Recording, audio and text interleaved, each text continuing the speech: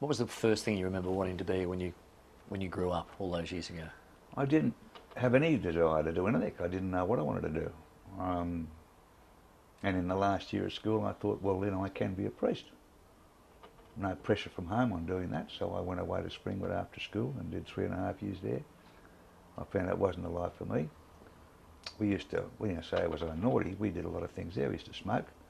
When you shouldn't smoke, we'd go to the kitchen and we'd done all sorts of things, but that was more a devilment thing and probably a way of getting a bit of excitement in life. I remember one time there we used to smoke. We'd go out through the chook yard and pick up our cigarettes. We'd keep them at the top of the, the pellets that fall down and they force fed. They come down from the top. We used to put holder, matches, and cigarettes in a handkerchief and put them in the top of the pellets. And one day we had a week of rain, and of course the chooks were eating Craven A's.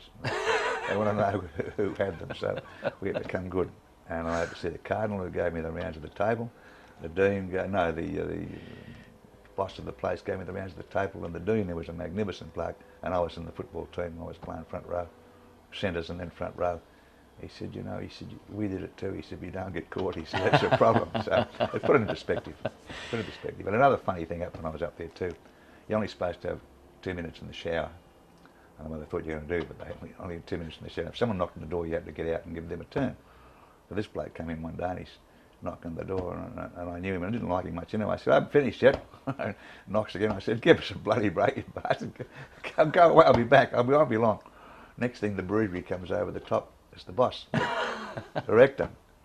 So I had to go and see him in his room, and he said, well, what are you going to do? I said, I'll have to pull up my socks, won't I? He said, don't talk to me like that. He said, it's not English. He was a very proper man. Yeah.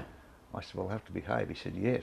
So I was defrocked. I used to wear satans in those days. I was defrocked for a week. But the fact that he talked about the English took away from me the fact that it wasn't a serious matter, and I had to be, I had to be chastised for it, so I went out of the stand for a week. So yeah, I did some devilish things in a sense, but nothing extraordinary.